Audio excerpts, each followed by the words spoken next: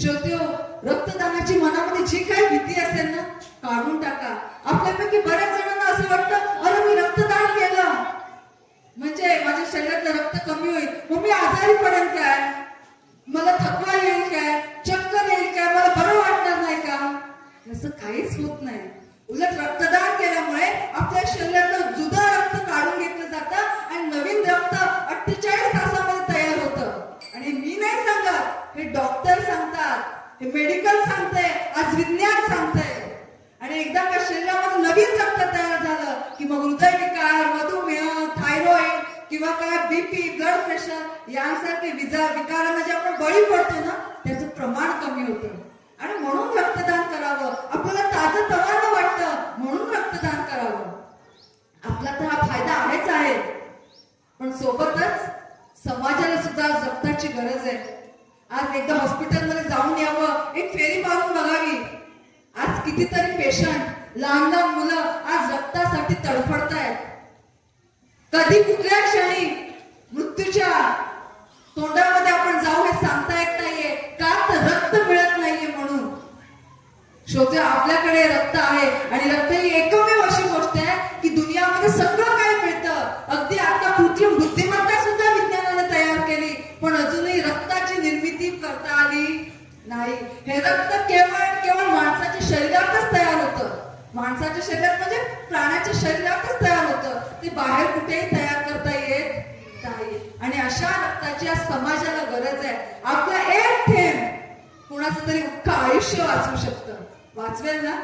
आणि आपण तर जगद्गुरुशींचे छावे आहोत.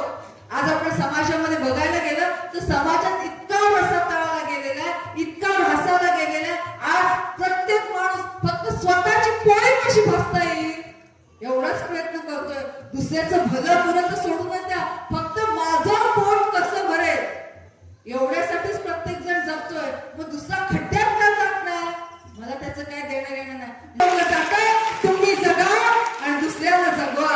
आणि म्हणून श्रोत्यो, आज समाजाला नीतिमत्तेची गरज आहे. आज समाजाला या संस्कारांची गरज आहे. आज संस्कार इतका रसातळाला गेला, आज समाज इतका रसाला पोचलेला आहे. अशा परिस्थितीमध्ये आपण मात्र समोरच्याला त्या खितपत पडलेल्या जीवाला एक आशेचा किरण निर्माण करून देतो. आणि घाबरतोच कशाला? जगी ज्यास कोणी नाही त्यास माझा नामानंद संप्रदाय आहे, असं त्याला आपण ठणकावून सांगतो. आणि श्रोतेहो, त्यावेळी त्याला किंमत कळते. हे कधी शक्य होईल? नुसतं बोलून होईल का? हे कृतीमध्ये सुद्धा येण्याची गरज आहे. आणि ती कृती दाखवण्याची आता वेळ आली आहे, ते म्हणजे रक्तदान शिबिर. नावच किती सुंदर आहे, जीवनदान. त्याला जीवनदान करतोय आपण. आपल्या एका थेंबामुळे 4 जणांचे प्राण वाचणार आहे. श्रोत्यो, मग रक्तदान नको का करायला?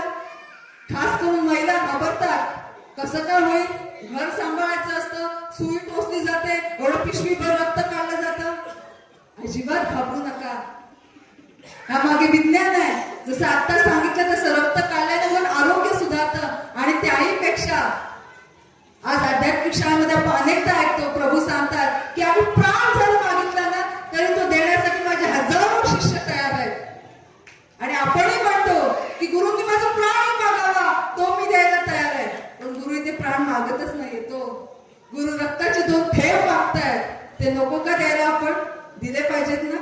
आणि म्हणून सगळ्यांनी मनामध्ये जे काही विचार असतील किंवा जी काही मरगळ असेल ती सगळी झटकून द्या. आणि हा जो येणारा कार्यक्रम आहे ना, तो नव्या जोमाने करूया. हे रक्तदान शिबिर आपल्याला यशस्वी करायचंय. त्यासाठी आपण सगळ्यांनी संकल्प करूया, मी रक्तदान करणार म्हणजे करणार. या गुरूंच्या कार्यामध्ये माझ्या सुद्धा रक्ताचा थेंब मी देणार म्हणजे देणार. आणि मी एवढ्यावरच थांबणार नाही. मी माझ्यासोबत किमान 7 दाते तरी या रक्तदानासाठी घेऊन येणार. मी 7 रक्तदाते कसे आणणार? 7 आणणार. त्यातले 2 जण रक्तदान करणार आणि 5 जण रिजेक्ट होणार. असे चालतील का? नाही. मी 10 आणि 12 आणि 15 आणि पण किमान त्यापैकी 7 जणांचं तरी यशस्वीरित्या रक्तदान होईल असा मी संकल्प करणार. आणि असे मी दाते आणणार. असं सगळ्यांनी ठरवा. इथे महिला वर्ग जास्त आहेत आणि महिलेने जर ठरवलं तर जग बदलण्याची ताकद या महिलेमध्ये आहे, महिलेच्या मनगटामध्ये आहे.